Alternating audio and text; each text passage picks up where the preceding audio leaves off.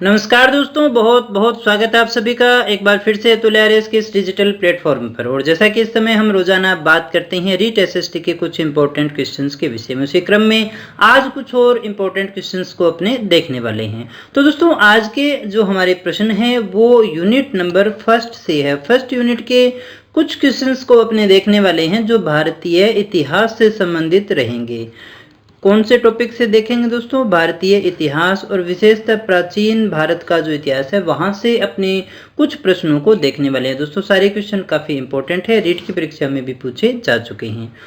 तो दोस्तों, टेस्ट को शुरू करने से पहले अगर अभी तक आपने वीडियो को लाइक नहीं किया है तो कर दीजिएगा, और चैनल को सब्सक्राइब नहीं किया है तो भी कर लीजिएगा, क्योंकि इस तरह के क्वालिटी एजुकेशन वीडियो केवल आपको यहाँ और इसी चैनल पर मिलते हैं। और आगे भी आपको इसी प्रकार से परीक्षा तक टेस्ट सीरीज जो है वो मिलती रहेगी। कुछ और सब्जेक्ट की भी स्टार्ट हो जाएगी जैसे ही परीक्षा की कोई तिथि आ जाती है। साथ ही आरएएस के प्री एग्जाम की जो क्लासेज है वो भी अपने चैनल पर शुरू होने वाली है, तो चैनल को सब्सक्राइब जरूर कर लीजिएगा। और अगर आपका कोई साथी ऐसा जो तैयारी कर रहा है उसे भी आप इस बारे में बता सकते हैं। अगर आप इस प्रोग्राम से पूरी तरह से और हमारी क्लासेस से पूरी तरफ से संतुष्ट हैं तो बता दीजिएगा दोस्तों। तो शुरू करते हैं आज के टेस्ट को। और दोस्तों, आज का जो हमारा टेस्ट है उसका पहला प्रश्न है, मेगास्थनीज किसका राजदूत था? दोस्तों, आपको बताना है मेगास्थनीज जो था वो किसका राजदूत था। बिंदुसार का था, सिकंदर का था, विल्सन प्रथम का था, या फिर वो देखिए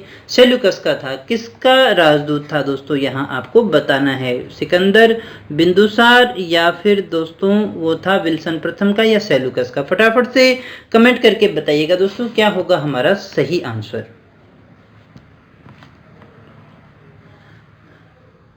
तो दोस्तों, हमारा सही आंसर है नंबर 4। किसका राजदूत था? वो सेल्यूकस का राजदूत था। मेगास्थनीज किसका राजदूत था दोस्तों? सेल्यूकस का। तो ये हमारा सही आंसर, उम्मीद करता हूं आपका आंसर सही होगा। आगे बढ़ते हैं दूसरे प्रश्न की तरफ। तो दूसरा हमारा प्रश्न है, आपको बताना है सम्राट अशोक के किस वृहद शिलालेख में पड़ोसी देशों का वर्णन किया गया है? यहाँ आपको बताना है अशोक के उस शिलालेख का नाम जिसके अंदर पड़ोसी देशों का वर्णन किया गया है। तो पहला है, दूसरा है, या फिर 8वां है, या फिर 13वां है दोस्तों। क्या है हमारा सही आंसर? फटाफट से कमेंट करके बता दीजिएगा दोस्तों।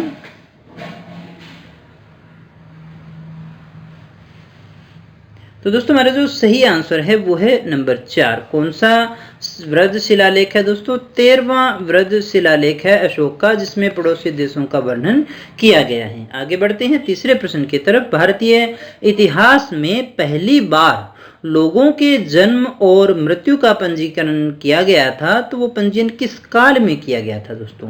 महाजनपद काल में, गुप्त काल में, कुषाण काल में, या फिर मौर्य काल में? दोस्तों, भारतीय इतिहास में पहली बार लोगों के जन्म और मृत्यु का पंजीयन किस काल में किया गया था दोस्तों? फटाफट से कमेंट करके बता दीजिएगा। तो दोस्तों, क्या है सही आंसर हमारा? चेक कर लीजिएगा। सही आंसर है नंबर 4। कब किया गया था दोस्तों? मौर्य काल में किया गया था। जैसा आज अपने जन्म मृत्यु का पंजीयन देखते हैं, ऐसा कार्य उस समय भी किया गया था। आगे बढ़ते हैं अगले प्रश्न की तरफ। तो अगला हमारा प्रश्न है, कौटिल्य जो थे उन्होंने एक अहितक नामक शब्द का प्रयोग किया है। आपको बताना है ये शब्द किस संदर्भ में प्रयुक्त किया गया है? दास के संदर्भ में, गुप्तचर के संबंध में, पार्षद, या फिर व्यापारी के संबंध में? क्या है दोस्तों हमारा सही आंसर? फटाफट से कमेंट करके बता दीजिएगा। तो दोस्तों, यहाँ जो हमारा सही आंसर है वो है नंबर 1। अहितक शब्द का जो प्रयोग किया गया है वो किसके संदर्भ में किया गया है? दास के संदर्भ में किया गया है। अगला यानी 5वां हमारा प्रश्न है, मौर्य काल में उदक भाग था। उदक क्या हुआ करता था? एक सिंचाई कर था, सीमा शुल्क कर था, या फिर तीर्थयात्री कर था, या फिर बौद्ध भिक्षुओं को दिया गया भूमिदान था? दोस्तों, क्या है हमारा सही आंसर? तो दोस्तों, यहाँ जो हमारा सही आंसर है वो है नंबर 1। ये एक प्रकार का क्या था? सिंचाई कर हुआ करता था। उदक क्या था? एक सिंचाई कर था। आगे बढ़ते हैं छठे प्रश्न की तरफ मौर्योत्तर काल की बात है। मौर्योत्तर काल आर्थिक विकास व समृद्धि का काल माना जाता है। निम्न में से किस समकालीन स्रोत में लगभग 75 व्यवसायों का उल्लेख किया गया है? दिव्यावदान, महाभाष्य, मिलिंद पन्हो या फिर गार्गी संहिता। दोस्तों यहाँ जो आपसे पूछा जा रहा है, ये कहा जा रहा है कि मौर्योत्तर काल जो है वो आर्थिक विकास और समृद्धि का काल था।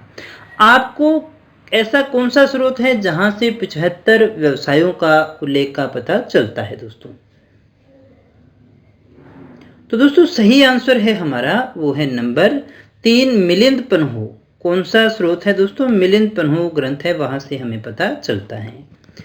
किस पुस्तक में चंद्रगुप्त को सकल जम्बू द्वीप स्वामी कहा गया है? ऐसा कौन सा पुस्तक है जिसमें उसे जम्बू द्वीप स्वामी यानी सकल जम्बू द्वीप स्वामी कहा गया है?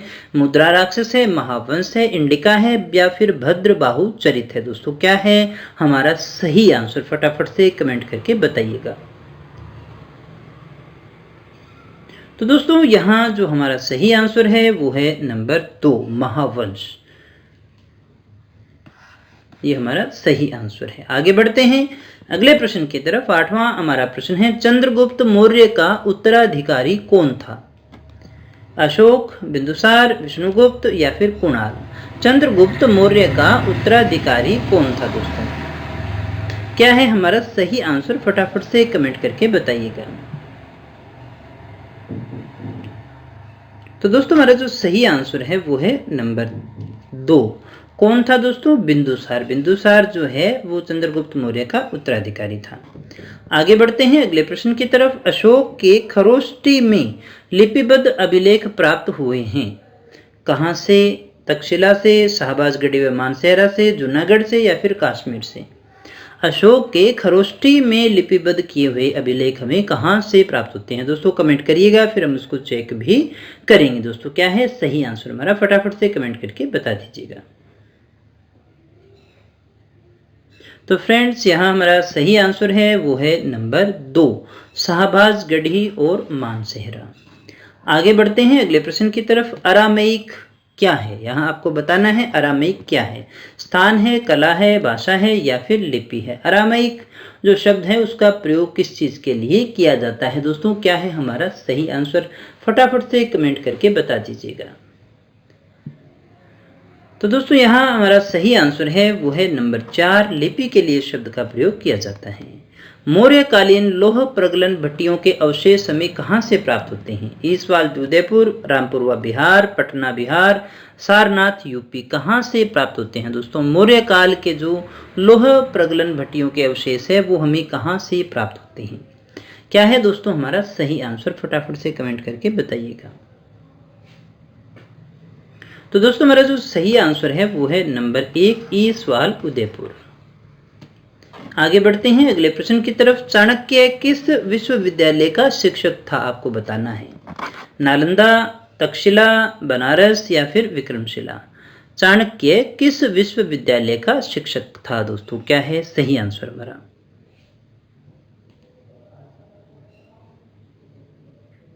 तो दोस्तों हमारा जो सही आंसर है वो है नंबर 2 किस विश्वविद्यालय का था? तक्षशिला विश्वविद्यालय का शिक्षक था।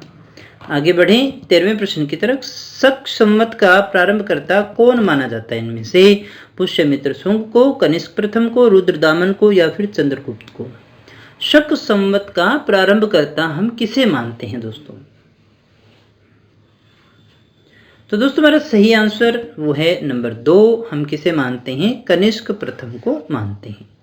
आगे बढ़े अगले प्रश्न की तरफ। तो 14वां हमारा प्रश्न है इनमें से कौन चंद्रगुप्त द्वितीय की राज्यसभा में एक नवरत्न नहीं था की बात अपनी कर रही हैं? वररुचि, वराहमिहिर, धन्वंतरी या फिर फाहयान?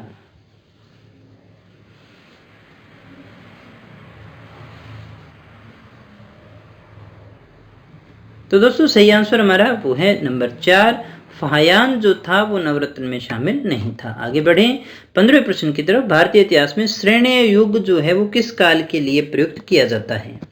गुप्त काल, कुषाण काल, मौर्य काल या फिर मुगल काल? भारतीय इतिहास में श्रेणीय युग जो शब्द है उसका प्रयोग किस काल के लिए किया जाता है? क्या है दोस्तों सही आंसर हमारा? तो चेक कर लीजिएगा। सही आंसर है नंबर 1, गुप्त काल के लिए इसका प्रयोग किया जाता है। आगे बढ़ें अगले प्रश्न की तरफ। 16वां हमारा प्रश्न है, कर्मचारी वेतनभोगी हैं जबकि किसान राजा की भूमि जोतते हैं। चीनी यात्री का यह कथन किस शासक के संदर्भ में कहा गया है? हर्षवर्धन, चंद्रगुप्त प्रथम, द्वितीय या फिर समुद्रगुप्त प्रथम?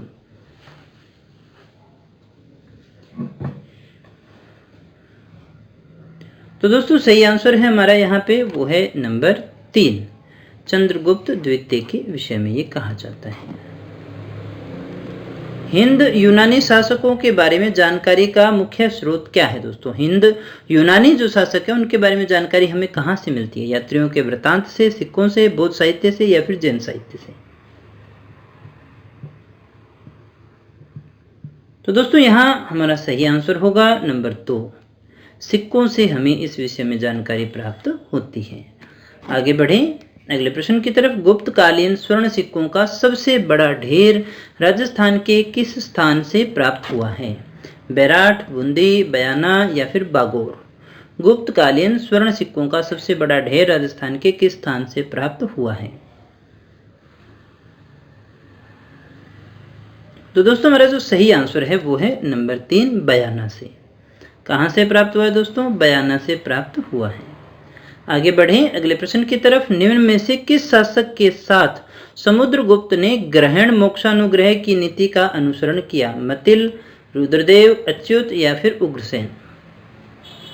किस शासक के साथ समुद्रगुप्त ने ग्रहण मोक्षानुग्रह की नीति का अनुसरण किया था?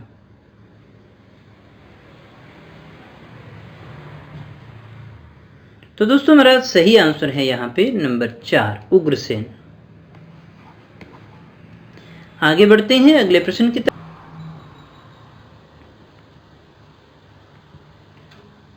अगला हमारा प्रश्न है, लोग घरों में ताला नहीं लगाते थे। लोग घरों में ताला नहीं लगाते थे।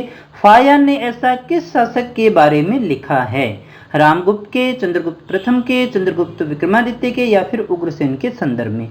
दोस्तों क्या पूछा जा रहा है? ये एक स्टेटमेंट है, लोग घरों में ताला नहीं लगाते थे, फायान ने ऐसा लिखा है। तो आपको बताना है ऐसा किस शासक के बारे में उन्होंने लिखा है। क्या है दोस्तों हमारा सही आंसर? फटाफट से कमेंट करके बताइएगा। तो दोस्तों यहाँ हमारा जो सही आंसर है वो है नंबर 3, चंद्रगुप्त विक्रमादित्य के विषय में ऐसा लिखा गया है, कहा गया है। तो दोस्तों ये थे हमारे आज के प्रश्न। उम्मीद करता हूँ आपने काफ़ी कुछ सीखा होगा। वीडियो सच में अच्छा लगा है, ये कार्यक्रम आपको पसंद आ रहा है तो दोस्तों कमेंट करके मुझे ज़रूर बताइएगा। तो दोस्तों अगर आप हमारी फ्री टेस्ट सीरीज को ज्वाइन करना चाहते हैं तो आप हमारी एंड्रॉयड एप्लीकेशन को डाउनलोड कर सकते हैं। मिलते हैं दोस्तों नेक्स्ट वीडियो में कुछ और नए प्रश्नों के साथ, कुछ और नई जानकारी के साथ। तब तक यूं ही बने रहे हमारे साथ। Thank you very much.